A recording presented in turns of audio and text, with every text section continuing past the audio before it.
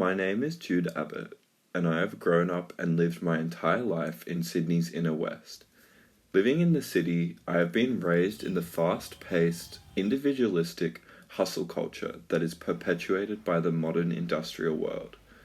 Growing up in this environment, I have felt an increasing separation from myself and the land I exist on, as the views of cityscapes and new building projects distract individuals from the natural landscape and history behind the nature around us. This disconnect is made extremely apparent when I get to escape to the countryside.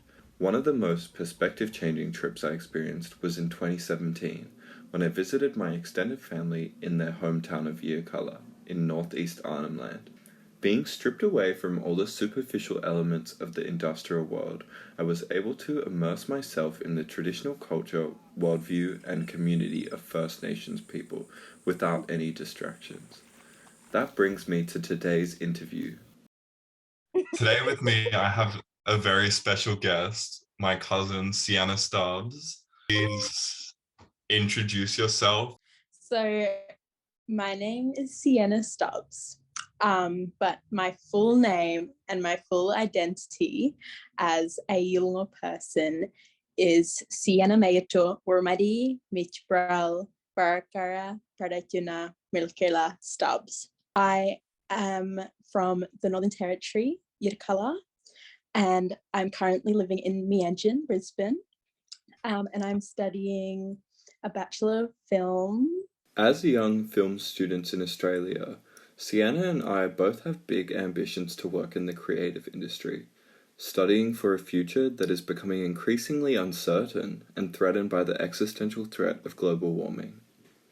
I specifically wanted to discuss this issue with Siena in regards to the topic of Indigenous futures, as these traditional cultures have a historically deep and spiritual connection to the land through storytelling, songlines, and the passing down of traditional practices and knowledge.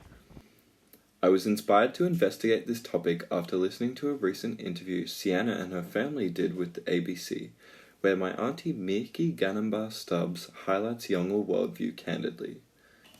We understand the system that we were brought up to know, which is the Kuruto, and how we are related to every person in Northeast Arnhem Land. We still have our songs, have our stories. We know every contours of every beaches and land and area and what they're called.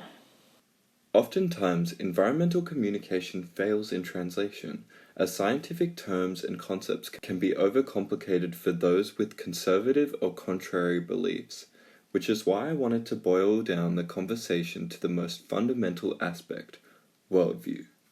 Today's discussion with Siena highlights the environmental worldview that Indigenous Australians have, and how this philosophy and way of seeing the world has allowed these cultures to coexist and survive in harmony with the land for tens of thousands of years. I think an important place to start is definitely our structure of seeing the world in our culture. Everything is divided into these two halves. Every rock, every plant, every water. Mm-hmm. And in this way, we know that we see the land as having identity, you know. I think that, really first is one foundation that is important. I think a big part of the issue with like climate change and like the industrial age in recent years is that there's this like growing separation from us and the land, and that is like the basis of our behavior, our consumption and stuff. If we don't have a connection with the land, it's easier to do that and not feel a sense of guilt or like responsibility. Recently moving away from her hometown in Yirrkala, Siena discusses the differences in worldview that she's noticed since moving to Brisbane in 2021. I think the greed is the big thing. Like, it's also much, you're overstepping the land and not seeing it as something that we have to take care of is what is damaging it. Yeah. And also it's like not non-Indigenous Australian people's land, like it's been colonized, and that also definitely contributes to not having a responsibility for it. But it affects Indigenous communities first because they have this connection with the land, and they're the ones that are facing the brunt of like the consequences of that. And because of that mindset of I have to do what's best for me, what's best for my family, it is very sort of, I don't care how I get there. I'm gonna make my way to the top type of thing. Like, I think that's where people make kind of ethical shortcuts in regards to like environmentalism, because the priority is making a living and being successful. Yeah, it is really difficult, and there are things that are happening and ceremonies that I'm missing out on right now. Yeah. When a person dies, it is like a 1 month or 2 month or even 5 month occurrence where they are sung back into the land. You are all congregated together to celebrate the life of that one person. I think that further demonstrates just how deep this spirituality and connection runs. It's seeing them back into the land, like exactly. It could be a body of water. I think that's what my mother has told me before, is that most of the time you come from, you know, a body of water, and that's like your spirit is in there, and that's where it goes back to rest. And so when you think of like fracking and mining, where our waterways are being polluted, it just makes you think, like, you know, water is life, like it's what created like it all type of thing. So yeah, it's really damaging, and I feel sorry for like people who don't see the way of life, like, so that the land can just be destroyed and forget that we're only like temporary in this grand scale of thing, and the real permanence is being one with the land. Like when we pass away, that's where we'll go to. Literally goes back to that like way of viewing the world, and that you are one with the land. Like a big way that climate change has affected our like way of life is things that are meant to be in season during a specific time of year aren't, because the land is getting hotter, and maybe it's earlier on that they get ready or later on. Like these systems have been in place for thousands of years. Yeah. It's been sung into songs that have helped us know when the right time to go is. The song lines are like instructions, and now that climate change has come along and global warming, it's changing the seasons, it's changing the times that, you know, things are ready, and basically turning our world upside down. Like the thing about colonization and civilization is Mhm. how it said that we weren't farmers, like we Yeah. were, but Mhm. we just adapted to each season.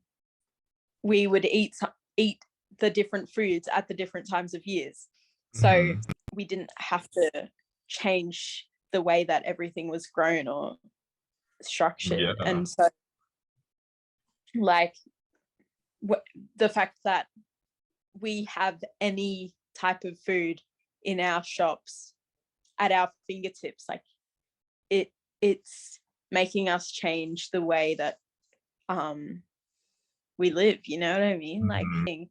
the fish traps, Mhm. and like Yolngu had similar fish traps where we would build rock walls, Yeah, yeah. gaps in them, Mhm. so that when the high tide came up, the fish would swim in, and when the tide went out, the fish would be trapped, and they'd be trapped, Mhm. and the water would go out. But the thing with climate change is, as it rises, as the sea levels rise, these sort of fish traps become redundant. Like Mhm. it all affects everything, that Yeah. our way of life, you know. When missionaries arrived in 1920 to a nearby town called Nhulunbuy, they established a mining settlement that led to the pollution and degradation of the nearby land.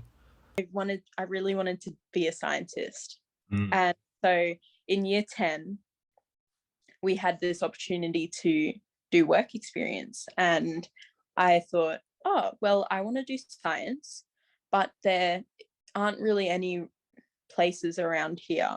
And the only place that they could find for me was at the mine. It was so dystopian to me. Like, Mm. it opened my eyes to what this place, not only as like a singular place, but as a whole, as an industry, puts, what that does to people, you know, First Nations people and Indigenous people and people in general. Like, it's a beast, that it's a monster.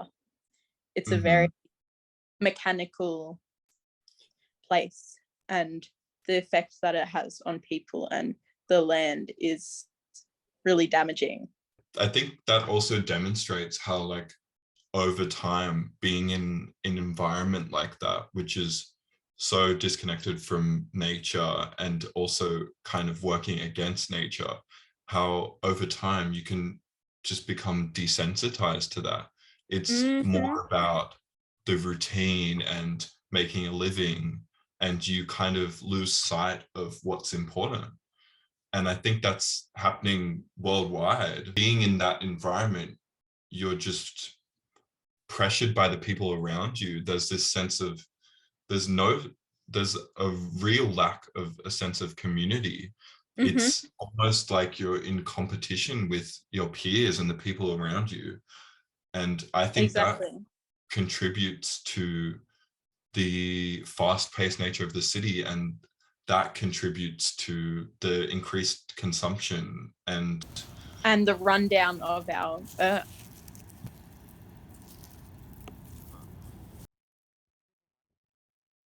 this song that my brother's band used to sing,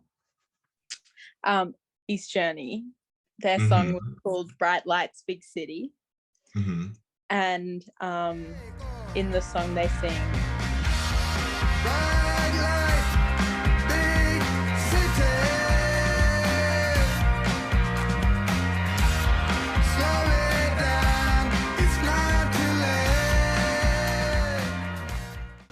slowing down, it's not too late. Watching people, how fast they run. Hurry, hurry, why do we wait? So slow down. We need to slow down and Mhm. take a step back and think about the world around us. and look after ourselves. But more importantly, just slow down. Mhm. Yeah. And Take time to think like, for yourself. acknowledge and listen to Indigenous perspectives, because Exactly. they That's what's they brought have us the here. answers. The proof is in the pudding. The Like, proof is in the pudding. We've been it's farming right for there. thousands of years. These systems were in place, and that's how the earth survived up until now. Mhm. So listen to First Nations voices, Black and Mhm. Brown voices.